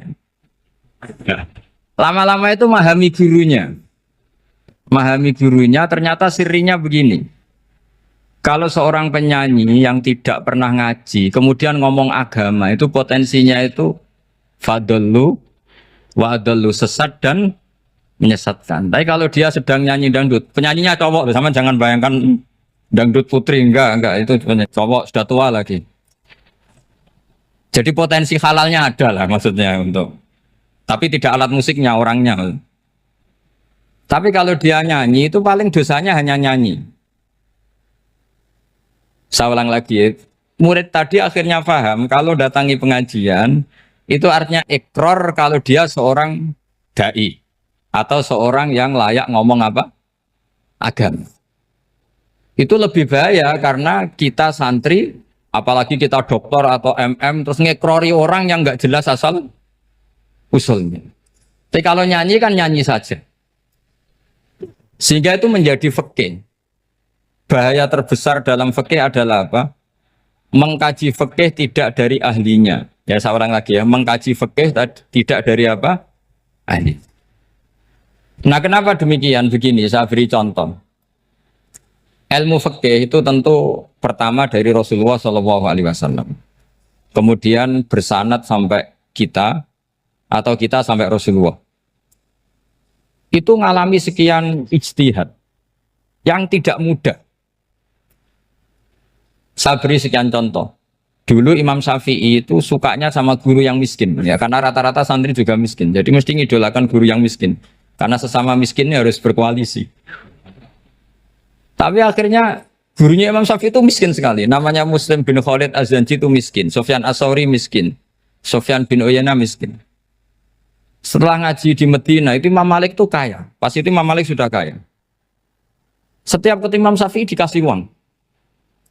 Sampai ketika Imam Malik itu bilang, kamu sudah alim, ilmu saya sudah habis, kamu ngaji sama yang lain. Sama siapa? Kata Imam Malik, orang yang sealim saya sudah meninggal, namanya Abu Hanifah. Tapi dia punya murid, namanya Muhammad bin Hasan Asy-Syaibani, kamu ke sana. Terus Imam Malik datang ke Baki. Dulu Baki itu pasar rental, ya Grab lah kira-kira sekarang. Itu mengumumkan siapa kafilah yang mau ke Irak. Kita ya Imam Malik, dibayari sama Imam Malik. Ini yang antar ke Irak, ke Muhammad bin Hasan Asy-Syaibani. Imam Malik mulai ngeper. Guru saya yang miskin tidak pernah nyangoni, guru-guru saya yang kaya sering nyangoni. Mulai memasalahkan kiai miskin gitu, kira-kira seperti itu mulai masalah. Setelah datang ke Irak di Muhammad bin Hasan Asy-Syaibani itu si Muhammad bin Hasan Asy-Syaibani itu kalau ngitung uang itu di meja tamu. Jadi punya emas lantaan, punya uang. Kira-kira kalau Indonesia punya rupiah, punya dolar, dihitung itu di ruang tamu. Kata Imam Syafi'i, saya dengan Imam Malik saja nggak seret, ini lebih kedonyan lagi kiai. Ngitung uang itu di ruang tamu. Terus akhirnya si Muhammad bin Hasan Asy-Syaibani ini ahlul usul, dia pakar usul. Kamu heran sama saya? Iya, kiai kok kedonyan. Dia ngomong gitu. Tapi kata Muhammad bin Hasan Asy-Syaibani, kalau kiai tidak boleh kaya, dia tak kayak nawang fasik. Dan gue demenan, gue mabuk. Oh jangan, nanti dipakai maksiat. Tengjenengan mawon kersane digetoat. Berarti kiai oleh sugih, pun angsal-angsal. Semenjak itu jadi satu fikih bagi Imam Syafi'i. Ternyata kalau mengharamkan kiai sugih, berarti membolehkan yang fasik sugih. Kalau yang fasik sugih bisa dipakai i'anah alal maksiat. Semenjak itu mindset pikiran Imam Syafi'i rubah. Saking rubahnya sampai beliau berpendapat orang bisa beli Alphard, kok beli carry itu haram. Bisa jadi bupati kayak Pak Roba, kok jadi RT haram. Pokoknya gitu. Bisa keren kayak Gus Bak, kok jadi orang pendengar haram. Pokoknya haram terus. Karena dalil beliau al-Islam ya'lu wala yula alaih.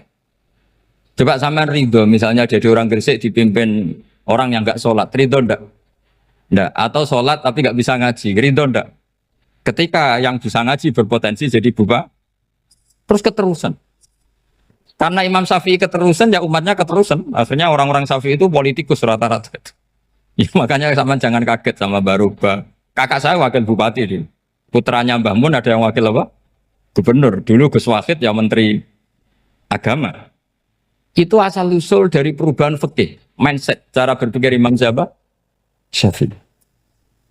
Jadi dulu itu fikih ditemukan itu jelimet, ada perdebatan.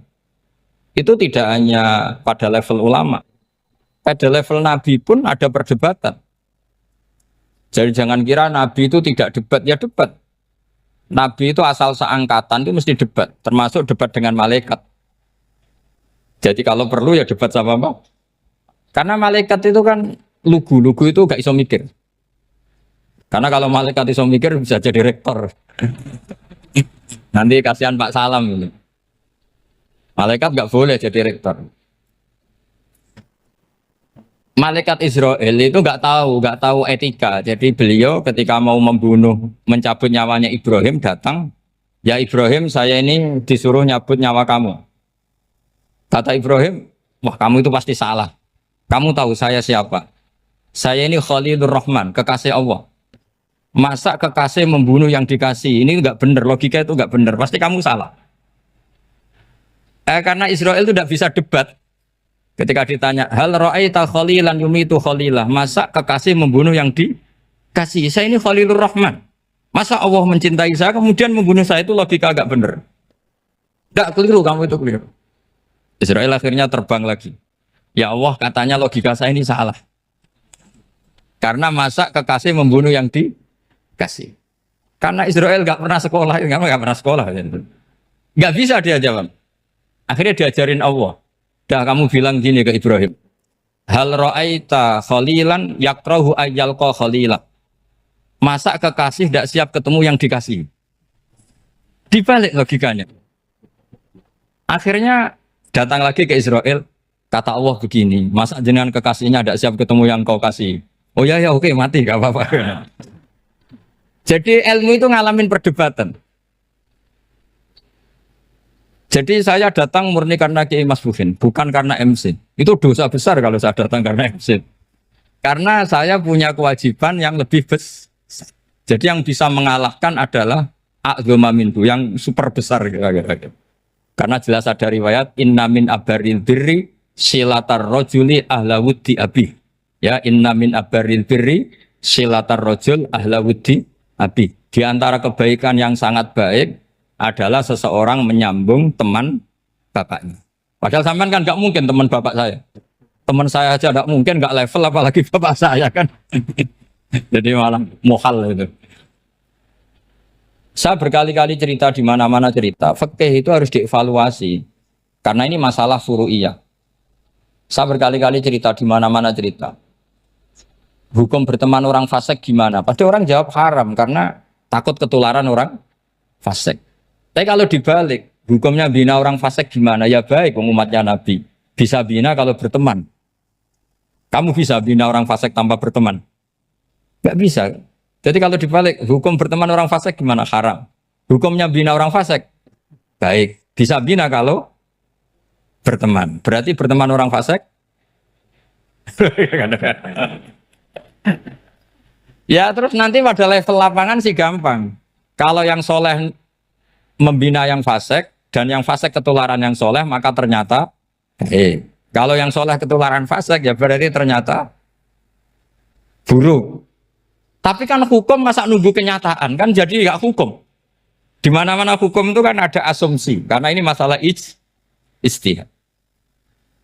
Nah itu yang dilakukan para ulama kita. Jadi sampean harus mengkaji fikih secara detail karena tidak hanya kita yang khilaf. Nabi-nabi juga khilaf dalam menentukan dakwah ilallah. Wali-wali kita kayak Abdul Hasan Asyadili sama Sayyid Abdul Al-Haddad itu juga. Imam Ghazali ya khilaf. Imam Suyuti itu kalau ketemu Al-Qastolani itu saling tidak nanya, saking nggak cocoknya, masyhur itu. Jadi ulama ora cocok. Bedanya nak saiki perkara partai. Kalau orang dulu enggak, karena pakai asumsi karena memang susah. Nggak misalnya memang tak bedai, tak beri yang nggak misalnya ada orang rukuk kemudian kentut, itu sholatnya batal apa enggak? Enggak, jawab saja. Enggak, orang sholat kemudian pas rukuk kentut atau kelihatan auratnya, sholatnya batal apa enggak? Batal. Itu keliru nih sampean, itu salah dosennya mesti itu. Pertanyaannya gini, yang dikatakan sholat itu kan aqwalun wa af'alun muftatahatun bitakbir muftatamatun bitaslim. Lalu ketika sampai rukuk apa sudah namanya sholat sehingga kamu katakan batal? Namanya sholat aja belum kok sudah kamu katakan batal gitu.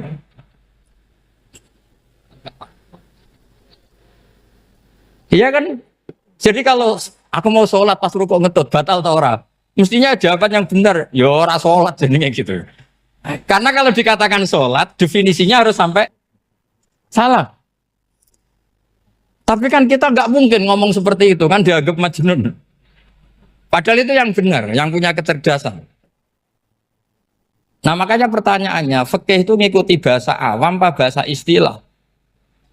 Kalau ngikuti bahasa awam ya kayak tadi, sholat kok pas rukuk kentut maka batal. Sebenarnya yang batal itu sholatnya apa rukuknya? Nah makanya terjadi perdebatan. Kalau yang pakar-pakar usuli itu salah istilah itu nggak mau.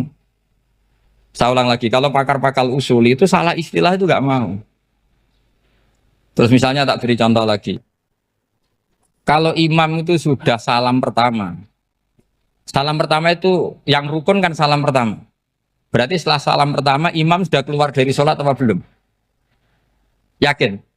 Ada. Sekarang sama tak bedai. Lalu makmum itu kesunatan langsung berdiri apa nunggu imam salam kedua? Enggak, jawab satu. Nunggu salam kedua kan? Nah, itu kriminalnya sampai Anda nafsu itu. Kriminalnya begini. Berarti Anda bergantung sama orang yang sudah tidak sholat. Kata kamu setelah salam pertama dia sudah tidak sholat. Berarti kamu menginstruksikan makmum berhubungan dengan orang yang sudah tidak sholat. Karena sudah keluar dari sholat ketika salam pertama. Kalau kamu di debat gitu gimana jawabnya? Pusing kan? Berarti robtul makmum bisolatiman sing wis laisa fi sholatin. Berarti menggantungkan sholat sama orang yang sebetulnya sudah tidak sholat. Ada yang jawab, sebagian ulama fikih tetap disunatkan menunggu salam kedua. Karena salam kedua itu masih paket meskipun tidak rukun. Dia paketnya selesai. Tapi selalu pertanyaannya gini, lalu setelah salam pertama itu imam masih sholat gak? Sudah sama Rafa dijawab tuh. Nah ini pentingnya bodoh, gak mikir sebenarnya. Jadi makanya bodoh itu barokah karena gak mikir itu. Jadi soalnya Rabbana ma khalaqta hadza apa? Batila. Sing bodoh ya barokah, sing pinter ya barokah. Sing ra barokah maksiat. Surana barokah plus. Jadi ilmu itu harus mengalami satu gesekan karena logika itu bisa dibalik. Nah karena ilmu itu mengalami satu gesekan, satu logika yang bisa kayak iya kayak enggak. Sehingga jargon di dunia ijtihad itu begini. Ra'yuna shawabun yahtamilul khata' wa ra'yuka khata'un yahtamilus shawab. Pendapat saya benar tapi mungkin salah. Tapi pendapat kamu taruhannya salah dulu tapi ya mungkin benar. Jadi mustahid kalau kata mustahid itu lucu. Ngomongnya itu ra'yuna shawabun yahtamilul khata'. Pendapat saya tarifnya benar dulu tapi ya mungkin salah. Kalau pendapat kamu salah tapi ya mungkin benar atau mungkin bisa salah ya tidak tahu pokoknya mungkin benar. Nah kenapa demikian? Begini, di luar masalah tauhid, saya ulang lagi di luar masalah tauhid, itu tentu ada masalah-masalah yang sifatnya ijtihadiyah. Ya saya ulang lagi, yang sifatnya apa? Ijtihadiyah. Dan ijtihadiyah ini nggak pernah selesai karena muqtadul hal, konteks kesejarahan maupun konteks kesempatan itu tidak sama. Dulu kiai-kiai itu ngaramkan dasi, ngaramkan celana karena yang celananan yang dasinan itu penjajah. Sehingga mantas sababi kaumin bahwa minhu. Tapi lama-lama kiai-kiai itu ya pakai dasi, pakai celana. Ya karena dianggap sudah tidak mantas sababi kaumin bahwa minhu. Ini ngalami pergeseran. Semua istihad itu ngalami pergeseran. Lalu pertanyaannya begini, lalu istihad apa Gus yang permanen? Yang permanen ya istihad dengan alat apa? Istihad. Saya beri contoh misalnya begini. Nabi Musa itu yang ngalami istihad. Kata beliau karena kangen Allah, itu ingin melihat Allah karena kangen. Rabbi arini anzur ilai. Qala lan tarani walakin anzur ilal jabal. Ya sudah namanya orang kangen ya ingin melihat. Ya sudah gitu aja. Sehingga ahli ilmu kalam itu berdebat. Kalau kata ahli sunnah, karena Nabi Musa minta ingin melihat Allah, berarti melihat Allah itu jaiz, mungkin. Karena Nabi gak boleh bodoh meminta sesuatu yang mau hal. Maka antipatinya ahli sunnah terhadap pendapat Mu'tazilah itu antipati. Karena menurut pendapat Mu'tazilah, Allah itu qadim, Allah itu laisa kamislihi syai'un, sehingga gak bisa dilihat.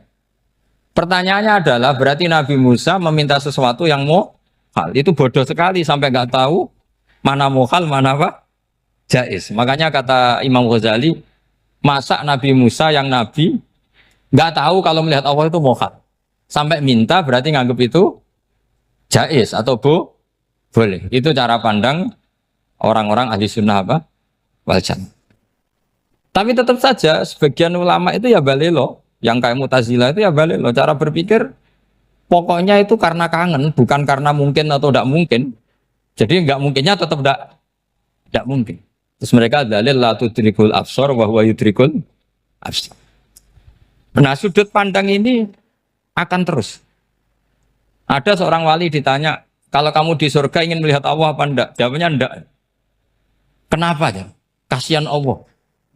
Terus kenapa ya? Unazzihu dzalikal jamala an nadhari misli. Saya tidak ridho Allah yang hebat, yang keren, kemudian sing delok di rumah aku wong resik. Koyo gak ngergani pangeran. Sebenarnya sing delok Allah ben golongane Nabi Muhammad, Nabi Ibrahim, kowe ora usah ngilangi keren. Maksudnya itu. Jadi ada ulama itu jadi wali kalau sholat itu karena di soft belakang. Tapi jangan ditiru. Itu kan nggak lazim ya. Lazimnya kan afdhalus sufuf as-saful awal. Ketika ditanya, kenapa kamu kalau sholat di belakang? Cek GR koyok wani suwan pangeran gak ngarep. Aku sungkan dadi kok guli. Kalau sampean kan karena males bukan karena sungkan. Jadi itu artinya rasa ya. Makanya nggak bisa, nggak ada ijtihad itu tidak mungkin karena perasaannya orang itu beda-beda. Itu Sayyid Abdul Al-Haddad itu kalau ngendikan masyhur. Man da'a li dzalimin fil baqa faqad ahabba ayyusawwah fi ardi.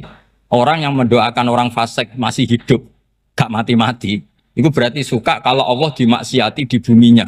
Wong fasik kelakuannya rak maksiat, nak mbok dongakno mari. Itu berarti kamu ingin Allah didurakani terus menerus karena si fasik masih hidup. Tapi kalau Abdul Hasan As-Sadili cara ngendikan gini, kalimatnya persis. Man ahabba alla yusawwahu fi ardi faqad ahabba alla tadhara maghfiratuh. Orang yang ingin dunia ini steril gak ada maksiat, maka sama saja berkeinginan tidak melihat luasnya maghfirahnya Allah. Sama-sama wali besar. Tapi cara pandang hubungannya dengan Allah seperti itu. Jadi mau tidak mau, ijtihad itu mau tidak mau. Makanya tidak usah dipertentangkan misalnya cara berpakaian, cara apa. Yang penting sesuai aturan Islam ya sudah. Karena ini urusan rasa. Urusan apa? Rasa. Itu Syekh Hasan Basri itu sering jagongan sama Robiah Hadawiyah. Itu secara fikih salah. Tapi pas itu ulama fikih ditanya, kenapa Anda tidak komentar terhadap dua wali besar yang sering ketemu? Andai kan semua santri seperti itu akan saya halalkan, karena nggak mungkin punya nafsu. Sehingga fikih dulu memang masih asli. Kamu lihat di takrib misalnya, lelaki melihat perempuan itu nggak boleh kecuali sekian alasan. Termasuk boleh itu li taklim karena mengajar atau lil muamalah. Ini yang mulai masalah. Ada warung kopi, penjaganya cantik. Santri-santri ngopi, ini lil muamalah kan kasus ini. Mau disalahkan tuh ada takbirnya. Mau dibenarkan ini jelas fasik kan, jelas fasik. Jelas fasik. Maksudnya sudah fasik sebelum itu ditambah itu, jadi fasiknya permanen. Nah pertanyaannya adalah, kalau kamu ngajar mbak-mbak, kemudian hafal yang cantik yang enggak, itu taklim lin nazar apa nazar li taklim? Itu taklim apa modus? Makanya kalau ngopi cari bakul yang cantik, itu muamalah untuk nazar apa nazar untuk muamalah? Loh kalau saya ngopi dengan kiroba pasti halal. Karena begini, berjalan saja, bareng capek, nggak tahu itu warungnya siapa, terus berhenti ngopi. Kebetulan bakulnya cantik. Nah itu mungkin halal, karena kan saya nggak milih-milih. Ingin ngopi kebetulan bakulnya cantik. Kalau kamu kan nggak apal daftarnya. Wah itu mesti haram itu, mesti haram itu. Karena berarti kan kamu menjadikan ngopi ini modus. Gue jaganin atau kok pangeran, lo kok nazar, muamalah gusti muamalah, itu mesti modus. Maka fikih itu harus dikawal oleh tasawuf. Kalau ndak, semua hukum fikih bisa diakalin. Makanya Imam Bukhari punya satu bab namanya Kitabul Khiyab, bab mengkhilaf fikih. Beliau itu antinya sama Abu Hanifah itu luar biasa. Nggak ada ulama dibenci Imam Bukhari kayak Abu Hanifah. Masyhur itu. Untungnya beliau nggak menangnya Abu Hanifah. Kalau menangi geger terus, bisa bahsul masail terus. Itu Abu Hanifah itu ulama yang suka khilah. Khilah itu ngerekayasa hukum. Misalnya begini, saya ini puasa agak lemes, ujian agak lemes, apalagi kiai serapati di duit, santri beling-beling lemes ini. Apa mangan ini kan, poso-poso kok mangan kan gak keren. Supaya saya bisa makan dan halal, saya bisa ngajak kiai robai ya jalan-jalan. Jalan-jalan nyari yang jarak 2 marhalah, ya sudah. Terus bisa makan. Kalau ditanya Allah kok makan? Musafir. Jadi bolehkah insya'us safar menciptakan pergi demi untuk supaya boleh iftar? Boleh enggak cara jenengan? Enggak boleh, alasannya apa? Kan pergi. Perginya juga enggak maksiat. Itu khilaf. Tapi Sayyid Muhammad, Abuya Sayyid Muhammad, Muhammad bin Alawi, Sayyid Muhammad, itu membela Abu Hanifah. Artinya membela jangan semua khilaf itu diharamkan. Karena itu cara, saya ulang lagi, karena itu cara untuk mengawal bahwa hukum Allah itu luas. Karena kalau nggak ada khilaf itu ya kita kesulitan. Kita kesulitan. Misalnya begini, ini penjelasannya, makanya kita harus sering mendengar. Saya itu dulu masih sangat fikih itu protes, kenapa ada puluhan polisi wanita? Itu kan pekerjaan cowok ya, pekerjaan pria. Tapi setelah mendapat penjelasan dari polisi, itu alasannya masuk akal, Gus. Kadang-kadang orang nakal itu menyembunyikan narkoba, itu di alat wanitanya. Itu kalau semua lelaki, polisi kayak jenengan, itu kan masalah itu. Sehingga memang harus ada polisi wanita karena sebagian pengedar narkoba itu perempuan dan menyembunyikannya di tempat itu. Kalau semua polisi cowok kan nggak kebayang. Sehingga kita akhirnya mendengar membolehkan polisi itu wanita. Ada wilayah yang harus wanita. Begitu juga ada pertanyaan, kenapa sih dokter kandungan itu cowok? Saya punya banyak santri yang muhibin saya itu dokter kandungan. Tak tanya, kamu itu kok cowok kok jadi dokter kandungan, kan pekerjaannya seperti itu. Dia jawabnya lucu. Dari 10 yang tes jadi dokter kandungan, itu yang cewek itu lulus 2. Yang cowok lulus semua. Karena ketika cewek dites melihat ketuban pecah darah itu langsung pingsan. Sehingga yang secara psikologi dablek itu kan memang lelaki. Jadi serawongnya sewakit santes. Kadang nggak lahir-lahir dinteni nang jopo rokokane santai. Itu kalau cewek yang jadi dokter kandungan itu nunggu jam 11, jam 4 sudah pingsan. Nah ini cerita, bukan berarti saya menghalalkan, enggak. Kita harus mendengar, saya ulang lagi, kita harus apa? Dan itu setelah mendengar itu nanti jadi disiplin ilmu, yaitu namanya fikih. Karena ilmu fikih itu sebetulnya gampang. Sampean kalau ngaji i'anah, itu kelihatan fikih itu gampang karena ada logika yang terbangun. Misalnya begini, orang kalau tawaf itu disuruh agak jauh dari Ka'bah. Jangan sampai nginjak sadarwan. Karena sadarwan itu pondasi itu ikut Ka'bah. Kenapa begitu? Ya jenenge ra muteri Ka'bah, ide-ide Ka'bah. Jadi sebenarnya sederhana logikanya. Sing jenenge muter itu di luar itu kita muter. Nah kalau nginjak pondasinya namanya gak muteri Ka'bah tapi ida-ida Ka'bah. Ya jadi sederhana sebetulnya ya masuk akal. Jadi fikih itu tidak ada yang iskal, sebetulnya masuk akal. Tapi karena kita nekuni itu tidak serius, maka terus jadi paradok.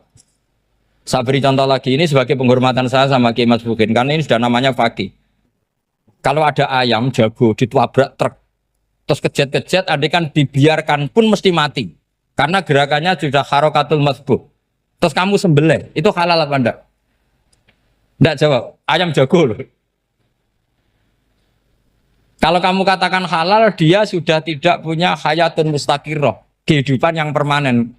Andai kan kamu biarkan pun 1 menit lagi meninggal. Kejet-kejet kan mau prosedur saja. Maksudnya pantasnya mati ya kejet-kejet sih, tapi sebetulnya sudah pasti mati. Maka ini ada 2 ulama. Kalau kata Imam Malik tetap namanya halal. Karena ruhnya masih di situ, sehingga ketika kita nyembelih, ya nyembelih hewan yang hidup. Yang namanya nyembelih itu pokoknya mematikan yang punya roh. Sementara saat itu rohnya masih di situ. Meskipun 1 menit lagi pasti. Tapi kalau mazhab Syafi'i enggak, ini sudah harokatul masbuh. Tidak punya hayatun mustaqir. Sehingga dalam perdebatan ulama fikih itu lucu. Kadang ya gampang mangkel no. Misalnya begini. Kalau ada anak lahir, tidak ada amaratul hayat, nggak nangis, nggak bernafas. Sunat disolati apa enggak? Siktun sing layas tahilu walayas langsung lahir langsung mati, nggak ada amaratul hayat. Ora tahu mikir tuh. Itu tidak wajib disolati. Alasannya, ya kan memang sholat alal mayit kan tidak pernah hidup. Di mana-mana mayit itu setelah hidup mati. Ini kan tidak pernah hidup. Namanya ya kit atau lahmin, ya potongan daging itu aja enggak. Jadi kadang fikih diwaca tenan jebule mangkelno. Terus ketika di kitab Minhajul Thalibin itu, kalau kamu keluar mani itu wajib mandi enggak? Wajib kan? Kalau keluar mani inzal itu kan wajib mandi. Nah, kenapa nifas atau wiladah keluar bayi? Kenapa ibu-ibu kalau keluar bayi wajib mandi? Alasannya lucu. Li'annal walad maniyun mun akidun. Ini kan wis mani cuma mengkristal. Jadi kadang fikih mangkel. Apa ya? Sembrono itu masuk wajib mandi wiladah itu karena apa? Li'annal walad maniyun mun akidun. Niku mani sing wis mengkristal. Mani sing wis jelalatan lah lahir nangis macam-macam.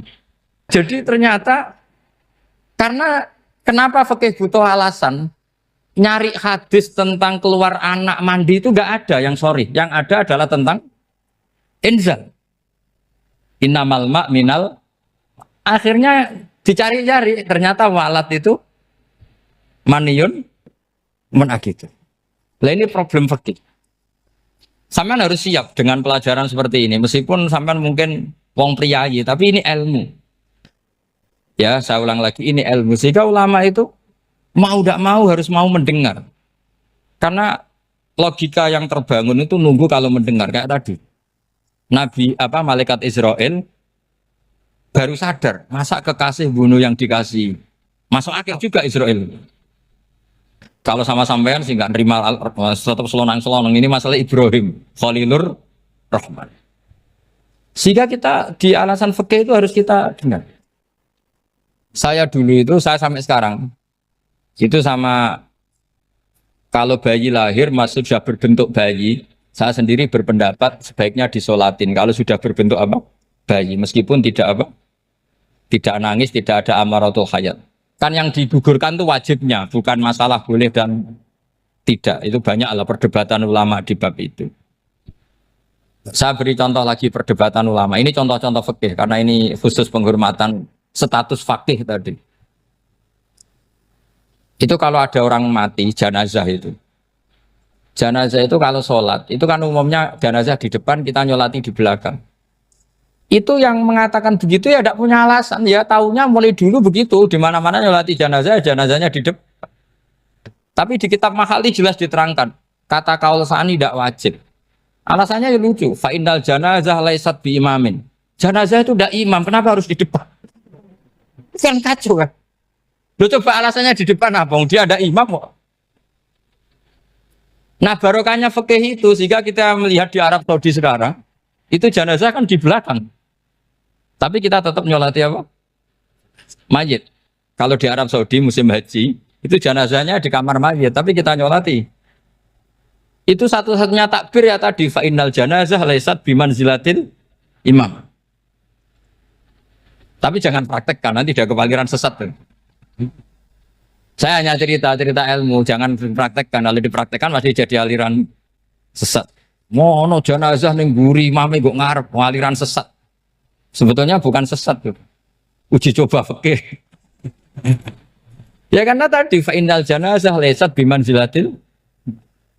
Bukti lagi kalau sampean sholat ghaib. Sholat ghaib itu misalnya mayitnya di Surabaya, boleh enggak sholat ghaib di sini? Terus jenazahnya di belakang kamu apa depan kamu? Nah ini kan fikih itu pokoknya gitu. Makanya standar furu'iyah itu susah. Karena perdebatannya itu mirip-mirip. Kayak iya, kayak tidak, kayak. Makanya dulu zaman sahabat, ada sahabat itu mencintai Rasulullah. Senengannya sowan. Bukti cinta sowan. Banyak juga yang sahabat bukti cinta Nabi itu tidak pernah sowan. Alasannya ganggu. Kenapa kamu jarang sowan Nabi? Saya sering jamaah sama Nabi, saya tidak pernah sowan. Kenapa? Ganggu. Biar Nabi kalau di rumah sama anak istrinya, saya tidak mau ganggu. Makanya saya termasuk kiai yang gak pati seneng disowani. Karena ya itu tadi. Kalau ngulang seneng saya, kalau disowani biasa saya. Kalau Kiai Roba itu nilai, nak pernah sepuh jadi rasuan nilai. Jadi beda, saya sering ditilii Kiai sepuh. Tapi bahasanya tentu tidak sowan, tapi nopo nilai. Kalau sowan itu maka kan nafkah itu seperti itu. Jadi ada disiplin, di situ ada disiplin ilmu. Yang kadang kita tidak cocok. Makanya Imam Syafi'i sendiri ngendikan, kadang beliau dengan gurunya, dengan Imam Malik sampai ngarang ikhtilafu Malik. Beliau punya data yang beliau itu sedang nggak sama dengan gurunya, yaitu Imam siapa? Malik. Karena mindsetnya itu beda. Tidak sampai misalnya saya tanya, sholat itu harus menghadap kemana? Tidak, jawab saja. Kiblat kan. Ukurannya apa coba? Namanya madhep. Wajah apa dada? Imam Syafi'i milihnya dada. Sekarang praktekkan dalam dialog keseharian. Saya jagungan sama Kiai Roba seperti ini, terus wajah saya begini, madhep enggak? Nah, itu masalah. Terus pertanyaannya, madhep dengan dada itu fis sholat apa fil qiyam?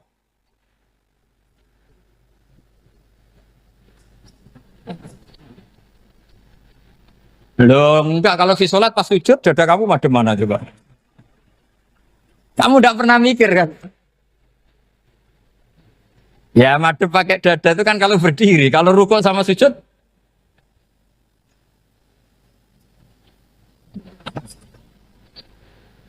Loh itu ulama itu jelimet gitu.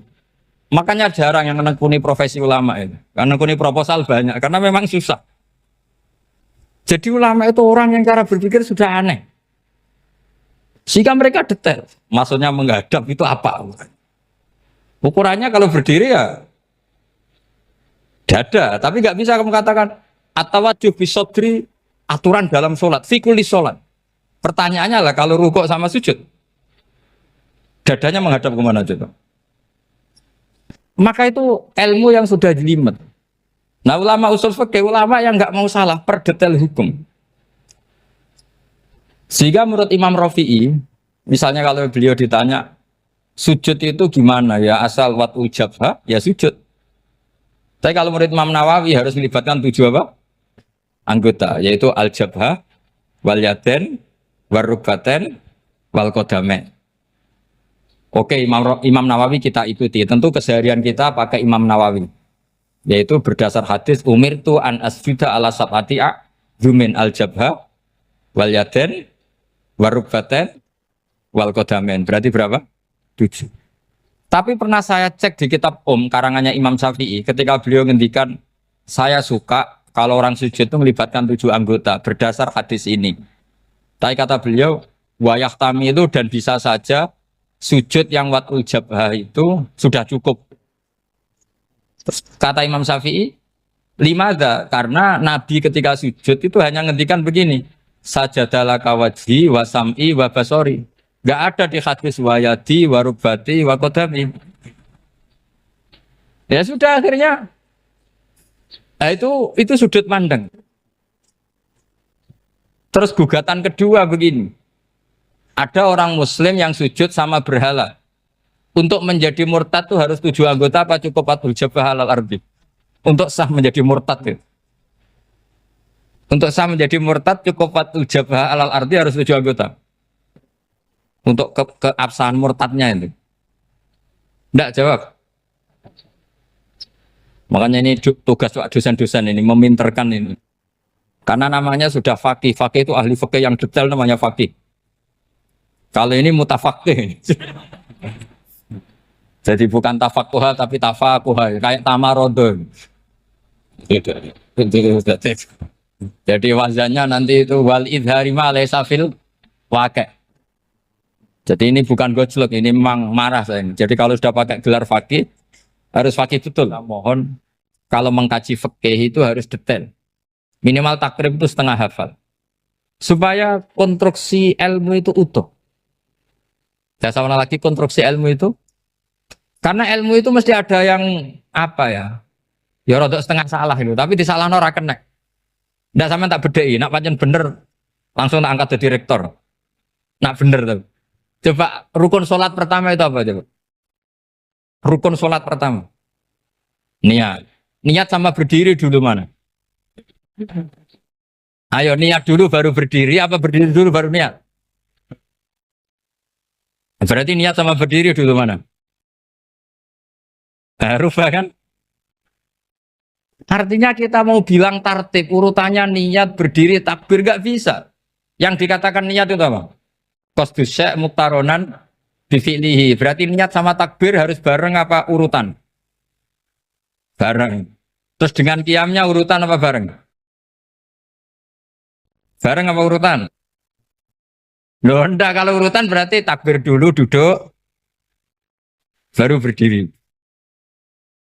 Nah maka seperti ini itu mau tidak mau kita salah. Dikatakan tartibnya salah, dikatakan serentak ya salah. Cuma karena kita bodoh, gak tahu mikir itu. Alhamdulillah kan di situ itu. Lu coba niat sholat, niat takbir qiyam dulu man. Niat takbir qiyam dulu mana coba?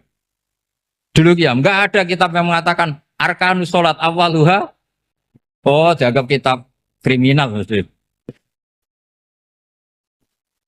Makanya ngendikane ulama-ulama di Sarah-Sarah, mau tidak mau sebagian istilah itu tasamuh itu wis gampang ngono kok repot. Karena kita tidak bisa detailnya. Coba misalnya puasa. Puasa Ramadan itu wajib apa? Tabyitun niat, nginep no niat. Sing darane nginep itu umure lama apa enggak? Lama kan?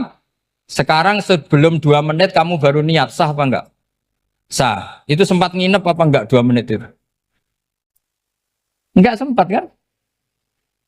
Jadi ilmu itu makanya kata ulama-ulama pokoknya ilmu itu mesti ono unsur tasamuh. Tasamuh itu ya tiga gampang. Apa? Tiga gampang. Misalnya Imam Syafi'i berpendapat mashu ba'dir roksi.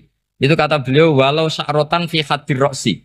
Meskipun satu rambut asal masih di wilayah kepala. Tapi kalau rambut itu dikeliwir, dibasuh di sini enggak sah. Karena sudah keluar dari batas apa? Kepala. Imam Syafi'i cara berpikir kan yes ngene iki jenenge basuh sirah. Tapi cara Abu Hanifah enggak. Ya enggak, yang namanya megang kepala itu ya minimal 1/4. Masa gitu dikatakan megah. Lalu ulama usul fikih itu berdebat. Sesuatu itu sesuai masodaknya. Masodak itu yasduku alaihi kadza, yaitu ini tadi saya cerita ke Ibu Khin tentang ngaji Jamul Jawame. Ini ilmu yang di Jamul Jawame. Sesuatu itu ukurannya mayasduku alaihi kadza apa dengan takrif definisi. Misalnya gini, sholat itu batal dengan makan. Kalau kamu sholat makan batal enggak? Enggak, jawab saja. Batal. Itu satu upo apa satu piring? Enggak, jawab saja. Satu upo sudah batal. Sekarang bab makan di ngormat tamu. Cong tamuku keimangan. Iku sak upo apa sak piring? Nah ini kan tidak fair, di bab tamu makan satu piring, tapi di bab sholat satu upo. Maka pertanyaannya, lalu penamaan sesuatu itu berdasar masodak, mayasduku alaihi ismu kadza, atau berdasar uruf?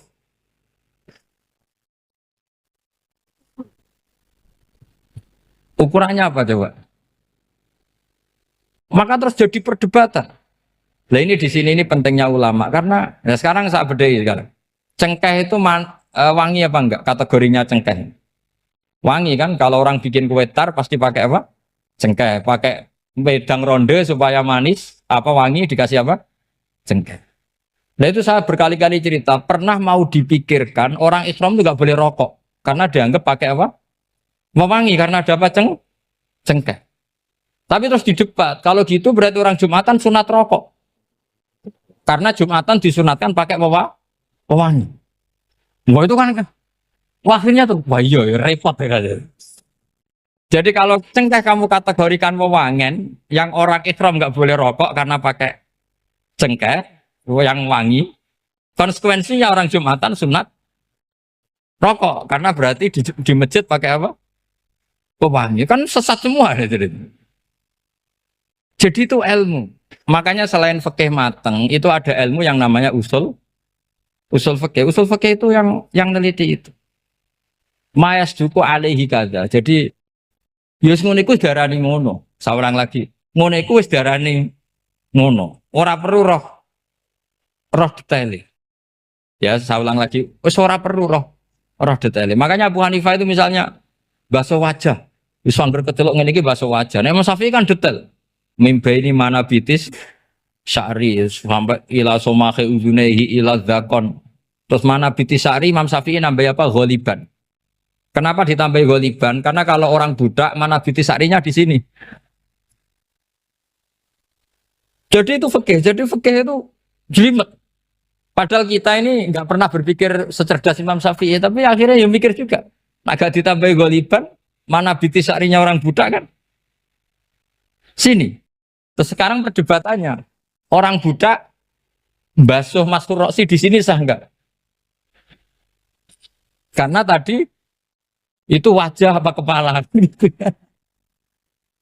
Kan jadi bingung gitu. Ya makanya ini mukadimah saya supaya sampean lebih disiplin belajar fikih dan setidaknya didiskusikan lah kitab-kitab Minhajut Thalibin atau kitab-kitab Mahali. Karena di situ nanti ada perdebatan.